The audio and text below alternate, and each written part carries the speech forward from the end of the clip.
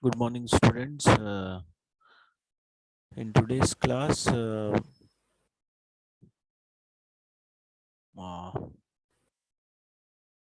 good morning, students.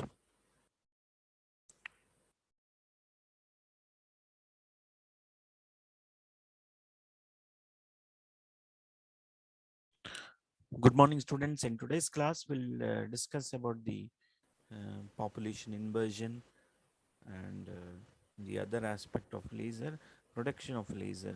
What are the parameters which are required for production of laser? So, in last class, we have completed the Einstein coefficients. In Einstein coefficients, we came to the conclusion that the basic principle on which the laser is working is stimulated emission. First of all, as we have seen in the last few classes, so the laser, the existence of the spontaneous stimulated and the stimulated absorption, right, has been shown mathematically in the last class.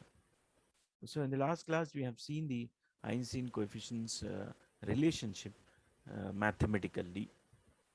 So in today's class, we'll discuss about the uh, population inversion, which is very much necessary for the laser action to take place.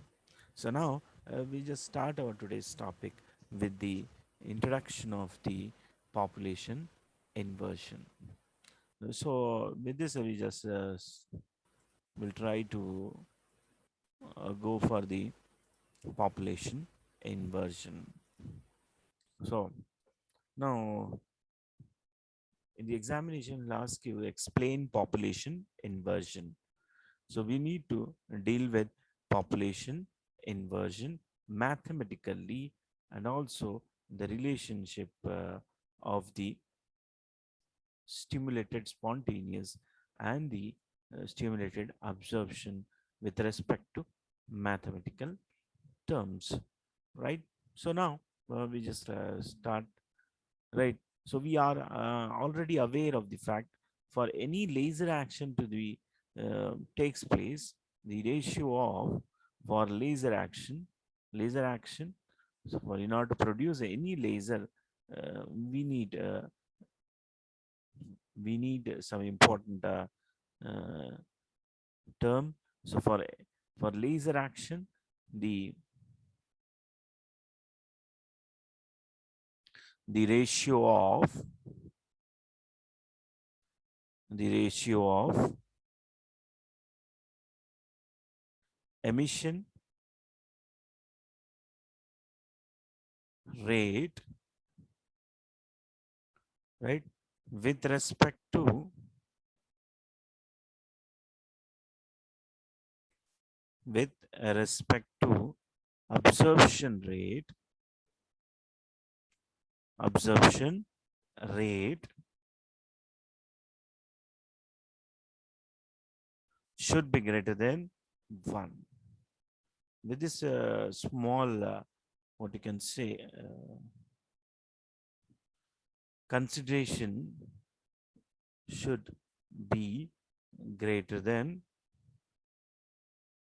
should be greater than should be greater than 1. That is, what is emission rate? We have seen in Einstein coefficient that is given by B21 N2 U of nu plus A21 N2 divided by, right, divided by B12 U of nu, right, into N1, which is greater than 1. Now we are aware that as B12 is equal to B21. Now this is Einstein relation. From the Einstein relation, we are uh, we can just write this B12 is equal to B21. So this using Einstein relation, So what you can write here, we just write this. Now this will become n2 by n1, right? Open the brackets. Can I write like this? A21 by B12 U of nu. Clear, everybody? Plus 1. I've just taken n2 by n1 as common. So it's greater than 1. So now what you'll write? If the gap, if the gap between the two energy levels, the gap uh, between between the two energy levels, between the two energy levels, between the two energy levels is negligible, is negligible, is negligible. So then what will happen if the energy levels are very much close to each other? Then what we can write? Then A21 by B12 U of nu, right, will be will be negligible, will be negligible, negligible. So what you can write here? N2 by N1 is greater than 1, implies N2 should be N2 should be greater than N1. So what we can say, see, we just started our today's class with the population inversion. For laser action, the ratio of emission rate with respect to the absorption rate should be greater than 1. So mathematically, we can just write B21 N2 U of nu plus A21 N2 by B12 U of nu N1, which is, should be greater than 1. So as by using the Einstein relation, B12 is equal to B21. So what we can write here is that we just take common N2 by N1. So what will remaining? A21 by B12 U of nu plus 1 is greater than 1. So if the gap between the two energy levels is negligible, then A21 by B12 U of nu will also be negligible. So what we can infer from that? So N2 is greater than, N2 by N1 is greater than 1, N2 is greater than 1. So what is the meaning of it? See, what is that means here? If this is the case, we just we can write here. We got the basic equations. N2 is greater than 1. So now it means that it means that it means that stimulated emission, stimulated stimulated emission, right, should be should should predominate, should be dominating. So should predominate the predominate the spontaneous emission, will predominate spontaneous emission, spontaneous emission, right? What it means? The number of the number of the number of atoms in the excited state, the number of atoms in the excited state, excited state, excited state should be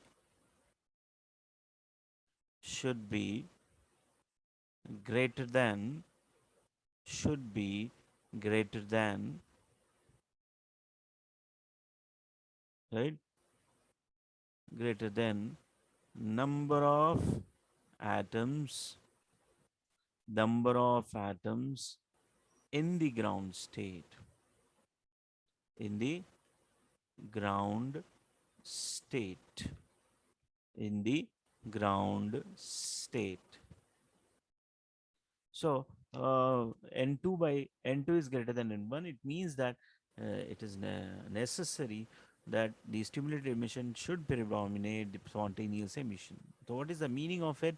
The number of atoms in the excited state should be greater than the number of atoms in the ground state. So we just say that if this is the case, so it is termed as it is termed as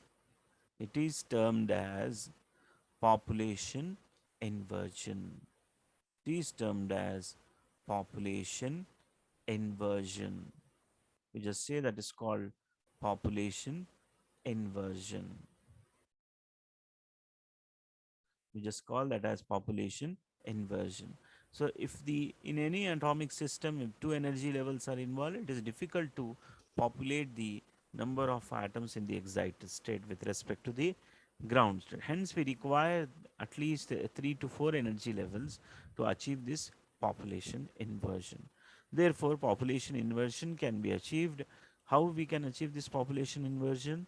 By pumping the atoms indirectly to the upper energy state and involving more than the energy levels, rather than two energy levels. We require more energy levels, either it may be three energy levels or four energy levels. So for a laser action to take place, we require more than two energy levels. So that's what you need to understand here. So we require some higher energy levels apart from the two level energy system. So for energy levels, it will be in this particular case, right? The energy levels should be in terms of the, let us consider this is the ground state, right? We just call this as a ground state. We require three energy levels or four energy level system, right? Here let us consider it is having the n number of atoms. Here you'll find that this is the what you can say metastable state, and this is the excited state. So this we just call that as excited state, and the, up below that excited state you'll find that that is called metastable state. Metastable state. So here we just write this as E naught, E1, and E2. E naught, E1, E2. Now this is the energy level system. So now this is called right, three energy level system. Three energy level system, right? We call that as three energy level system, or we require four energy level system for easy population inversion to achieve. So with this we'll just move forward. So what are the important basic things that we require to achieve this population inversion? So we just see this what you can see the important aspect that we require for the population inversion.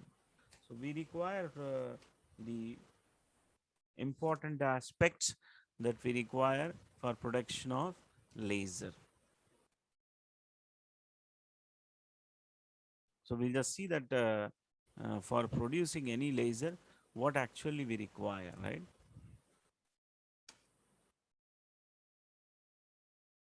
Production of laser.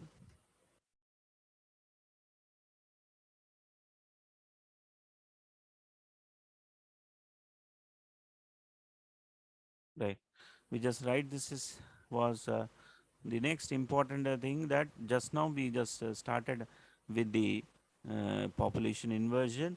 So we have seen that population inversion is for any laser action to take place, we require see population inversion. So production of laser now actually we require three important components, that is active medium, methods of pumping, and also optical resonator, or we just call that as cavity resonator.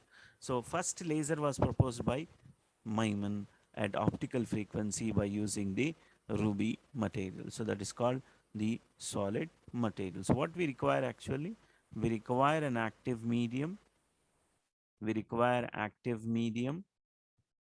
To produce a laser, we require active medium in which, as I told you, laser action is taking place.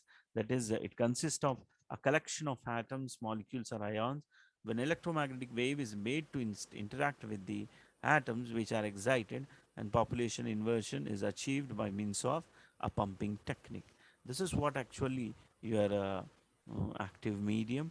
So here we just draw a schematic diagram of the production of laser components what we require. Exactly at the middle we require an active medium. This is what the active medium look like schematically. Now this is the what you can say a cavity resonator. We just write this as 100% reflecting mirror, reflecting mirror, or right, and here it is 90% reflecting mirror, 100% reflecting mirror and 90% reflecting mirror, and we just call this as the laser output. Clear everybody? We just call that as laser output, right? So now we require some pumping technique here, so this will be indicated with the arrows, right? So for any laser action to take place, we require a cavity resonator, we require a pumping technique. So this pumping technique may be optical pumping, optical pumping, or it may be electric discharge, and so on. Electric discharge, right?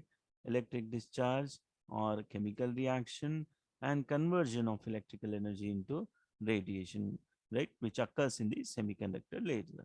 So on it requires, this is the second aspect that we go for. The third one is we call that as cavity resonator.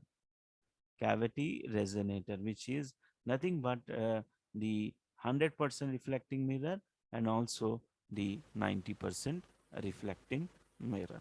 So like this, for production of any laser, we require the different parameters, active medium, pumping technique, right? And pumping techniques are different: optical pumping, electric discharge, chemical reaction, and directly converting the electrical energy into radiation.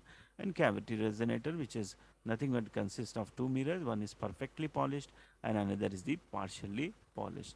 So types of lasers, types of lasers. So different types of lasers. For your syllabus we are having solid laser, solid laser. So we'll discuss the solid laser as the first category, that is called as ruby laser.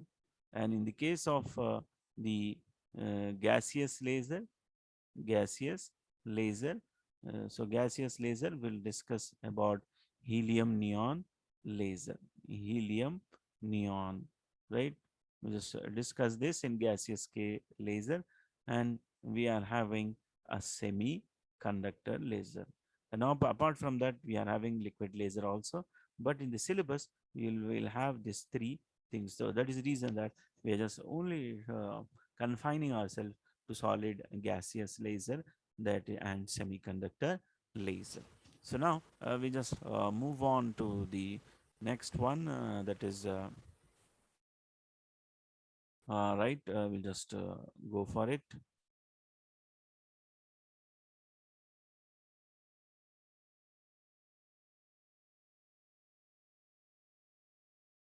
We just as again see this what is happening here. We'll just see this. This is what actually we are dealing with.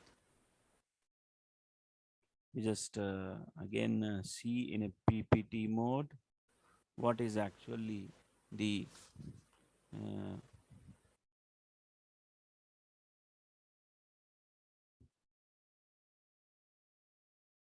so we just start this of this aspect in today's class.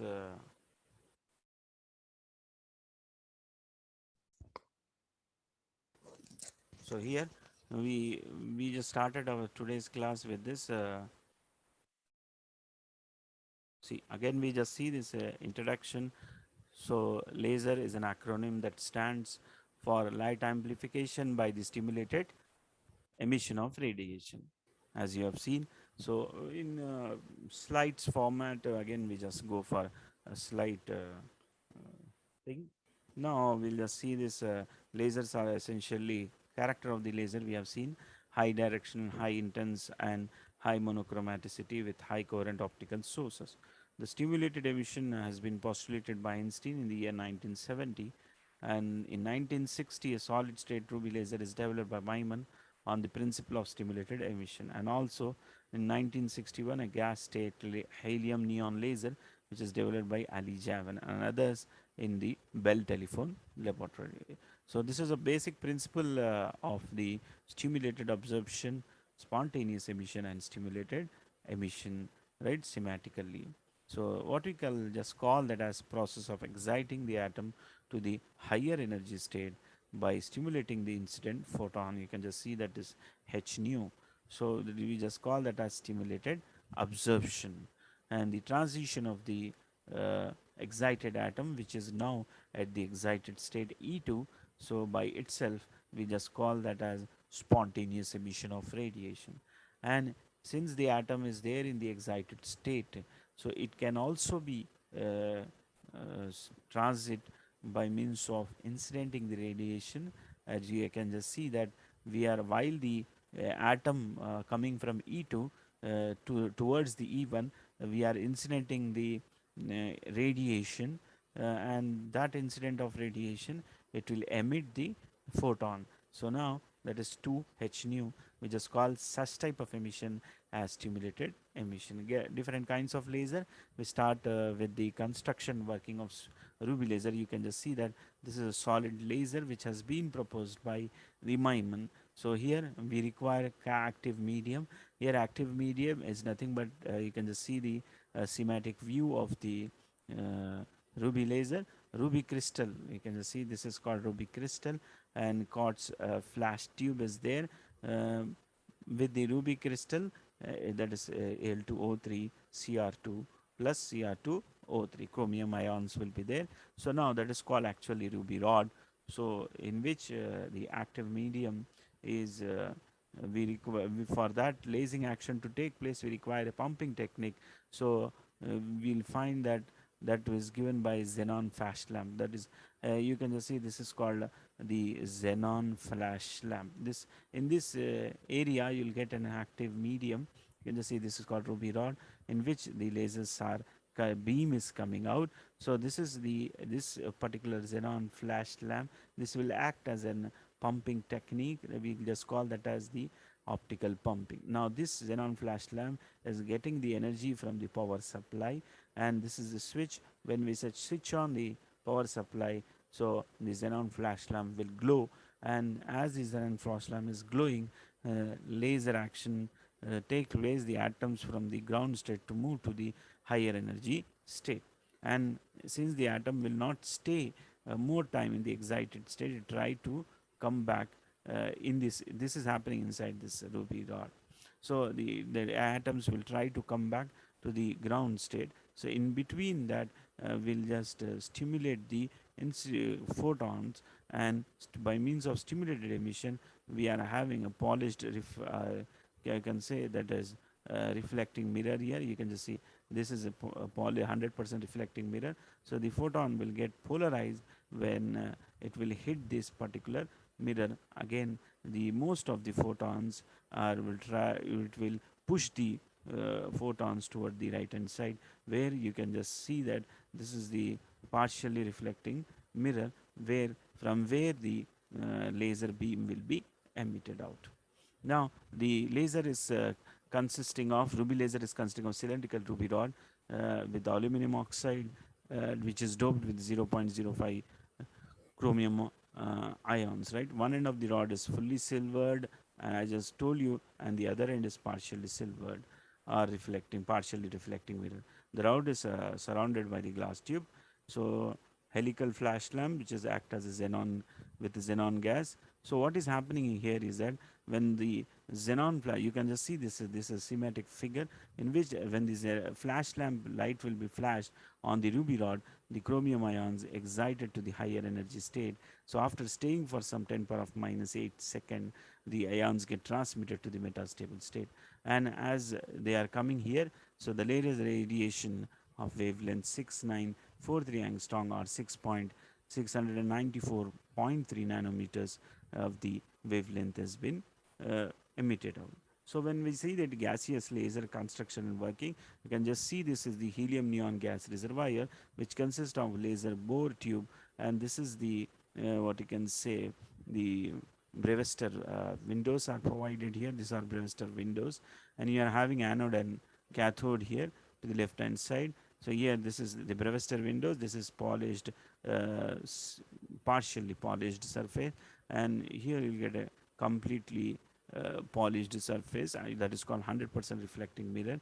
And to this end, we'll get the laser beam, and here this entire thing is the uh, gas envelope. It is there. So helium neon laser is consisting of the large and narrow discharge tube, which is filled with the helium and neon gases in the ratio of 10 is to 1. The tube is enclosed fully with the partially reflecting mirrors which serve as optical cavity, and these two windows are set as Brewster angle, so reflected radiations enter into the tube. Now the helium atoms, after, see, you can just see this, there are helium atoms which has been shown by 1 2 3 helium atoms, and here 1 2 3 4, this is the 4 level energy system in which the helium atoms will indirectly give energy to the neon atoms, and the radiations which are being emitted here as the atoms are reaching to the excited state, that is found to be 6328 angstrom, and the since the range of 6328 angstrom is there,